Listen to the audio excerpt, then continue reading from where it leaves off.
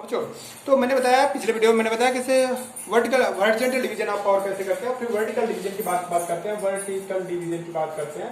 Vertical division of power की बात करते हैं बच्चों। वर्टिकल डिवीजन ऑफ पावर की बात करते हैं। वर्टिकल डिवीजन ऑफ पावर की बात करते हैं। तो वर्टिकल डिवीजन के बारे में बात करते हैं बेटा। इसमें जैसे जानते हो वर्टिकल को मतलब नीचे से ऊपर, ऊपर से नीचे, है ना। हॉरिजॉन्टल को मतलब बराबर में, सब कोई बराबर में बेटा, यहाँ नीचे ऊपर है। वर्टिकल का मतलब क्या होता है? वर्टिकल पोल कहते हैं। अच्छा, नीचे से ऊपर देखो, ऊपर से नीचे देखो, ऐसा पढ़ाया जाएगा आप लोगों को मैथमेटिक्स में। हाइट एंड डिस्टेंस में पढ़ाया जाएगा। Vertical tower is standing on the floor, है ना। तो मतलब वर्टिकल मतलब ऊपर से नीचे, यहाँ मतलब क्या है, एक ऊपर नीचे गवर्नमेंट के बारे में बात करने हैं, ठीक है। तो vertical division of the power के बारे में अगर हम बात करते हैं तो सबसे पहले आते हैं कि वर्टिकल डिवीजन में क्या होता है। सेंट्रल गवर्नमेंट सब लोग जानते हैं, सेंट्रल गवर्नमेंट जानते हैं। सेंट्रल गवर्नमेंट में कहते हैं सेंट्रल गवर्नमेंट कौन है, तो लोग बताते हैं मोदी जी हैं। मोदी जी मतलब प्राइम मिनिस्टर हैं, ठीक है। मतलब मेरे कहने का मतलब सेंट्रल गवर्नमेंट, जिसमें सेंट्रल गवर्नमेंट कौन कौन आता है। सेंट्रल गवर्नमेंट में प्रेसिडेंट आता है, प्राइम मिनिस्टर आते हैं, कैबिनेट मिनिस्टर आते हैं, ठीक है। और उसी का पार्ट सुप्रीम कोर्ट आता है, उसी का पार्ट लोग मेंबर ऑफ लोकसभा आती है, राज्यसभा आता है, ये सब बताएंगे। फिर स्टेट गवर्नमेंट आते हैं, स्टेट गवर्नमेंट आते हैं, स्टेट गवर्नमेंट के बारे में बात करेंगे, ठीक है। स्टेट गवर्नमेंट के बारे में बात करें, कौन आता है, योगी आते हैं। नाम बता रहे, इस वजह से बता रहे हैं कि ये मत समझो हम प्रचार विचार कर रहे हैं, ये बस इतना समझो कि क्या कहते हैं, हम इस वजह से बता रहे हैं ताकि आपको समझ में आ जाए कि हाँ स्टेट गवर्नमेंट में योगी जो है। अभी तक अखिलेश थे, उससे पहले मायावती थी, 2012 में मायावती थी, फिर अखिलेश आते हैं, फिर योगी आ गए।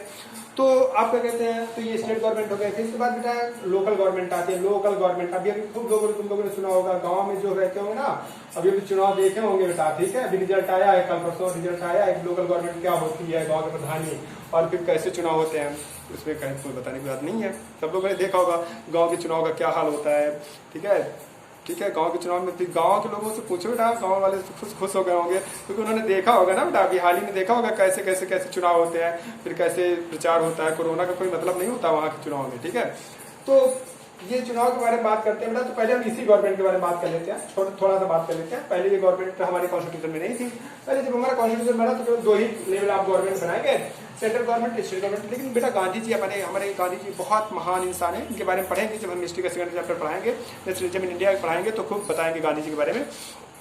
अब हमसे बताने के पहले गांधी जी का नाम तो आप लोग सुना ही होगा, आप लोग जानते ही होंगे। तो गांधी जी हमेशा कहा करते थे गांव ऑटोनॉमस होना चाहिए। हमेशा कहते थे गांव, भारत गांव का देश है। भारत में 6 लाख गांव हैं, 6 लाख गांव है बेटा इंडिया में, 6 लाख से ज्यादा ही है। तो उन्होंने कहा भारत गांव का देश है और गांव की सरकार होनी चाहिए, ऐसा गांधी जी बोलते थे। गांव की सरकार होनी चाहिए, पंचायत होनी चाहिए।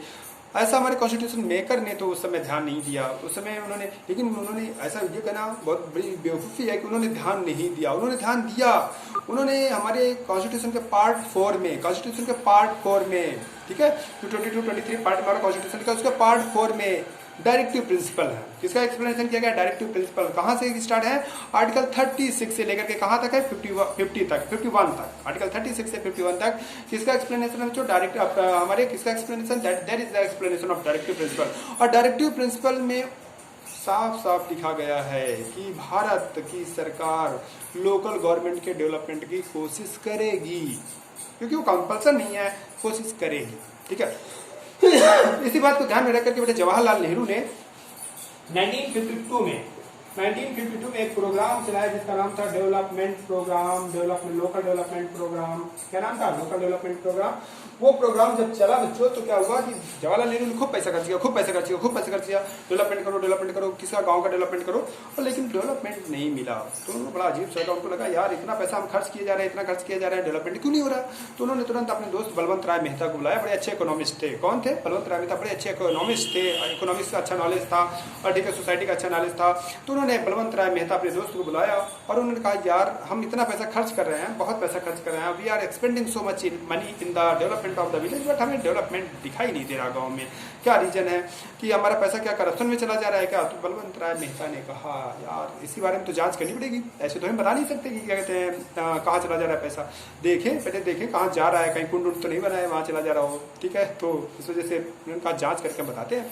तो बलवंत राय मेहता की लीडरशिप में बेटे जवाहरलाल नेहरू ने कमेटी बना दी और उन्होंने कहा आप जांच करिए पैसा कहाँ जा रहा है, क्यों नहीं डेवलपमेंट हो रहा।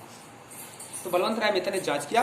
जांच करने के बाद उन्होंने कहा हम ये नहीं कहते कि पैसा आपका करप्शन में नहीं जा रहा, हम ये बिल्कुल नहीं कहते करप्शन में नहीं जा रहा। उन्होंने कहा करप्शन में जा रहा होगा लेकिन पूरा करप्शन में नहीं जा रहा, कुछ ऐसा है कि कुछ यूज भी हो रहा है लेकिन डेवलपमेंट क्यों नहीं दिखाई दे रहा। उन्होंने कहा जब यूज हो रहा है तो डेवलपमेंट क्यों नहीं दिखाई दे रहा। उन्होंने कहा जहां यूज होना चाहिए वहां नहीं यूज हो रहा है ना, इस वजह से डेवलपमेंट नहीं दिखाई दे रहा। उन्होंने कहा क्या मतलब? उन्होंने कहा देखो तुमको कहानी सुनाते हैं।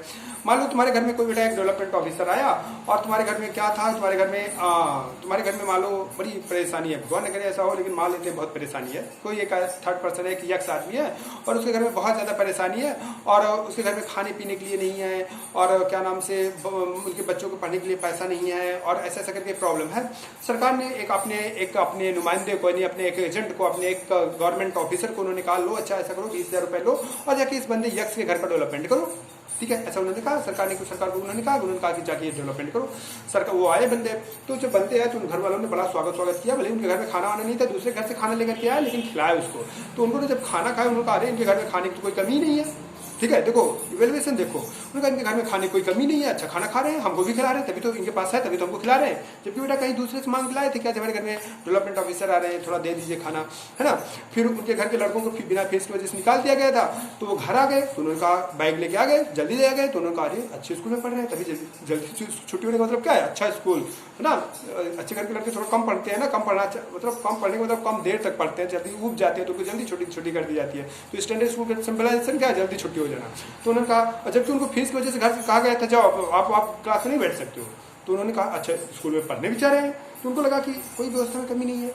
अब उन्होंने कहा तब तो उन्होंने कहा कि क्या है, बैठे बैठे उब रहे थे, कहा IPL का टाइम है, टीवी देखने के लिए मिल जाता तो मजा आ जाता। उन्होंने कहा बस इनके घर में टीवी नहीं है और उन्होंने बेटा 20,000 रुपए की टीवी लेकर खरीद के लगा दिया उनके अकाउंट में और उन्होंने कहा कि उन्होंने पैसा खर्च कर दिया। अब देखो बेटा मैं तुमको ये कहानी इस वजह से सुना रहा था, क्या उनके घर का डेवलपमेंट हुआ, तुम खुद समझ लेना हुआ कि नहीं हुआ, लेकिन उन्होंने अपना पैसा खर्च किया। पैसा उन्होंने खर्च किया, जितना उनको दिया गया उतना पैसा उन्होंने आकर के वहाँ खर्च किया, उन्होंने करप्शन नहीं किया, लेकिन डेवलपमेंट हुआ कि नहीं हुआ, यू कैन इवैल्यूएट, तुम खुद इवैल्यूएट करो।